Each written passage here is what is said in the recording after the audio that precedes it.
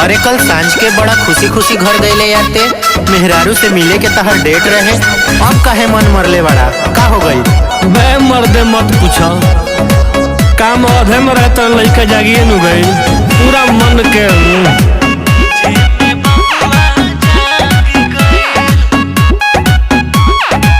बड़ा निहोरा बनल ह बात, चुम्मा से पहले भइल शुरुआत। अरे तो शुरुआत वहीं से नु होला। अरे यार सुन पहले, हाँ बड़ा निहोरा बनल ह बात, चुम्मा से पहले भइल शुरुआत। धक धक से जगहिए पलाग गई, काहे हो?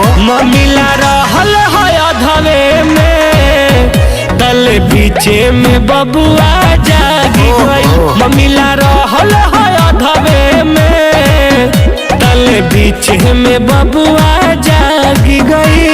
अरे इतना मौका पे धोखा हो गई भाई तहरा संगे। अरे का कहले बड़े यार,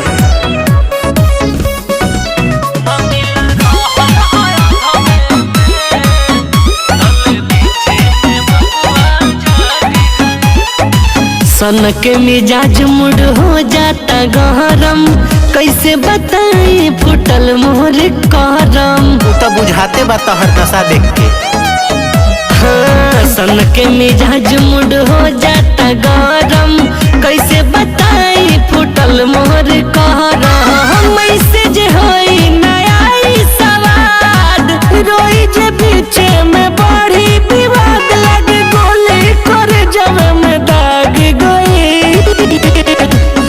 मिला रहल है अधवे में, तल पीछे में बबुआ जागी गई। मिला रहल है अधवे में, तल पीछे में बबुआ जागी गई।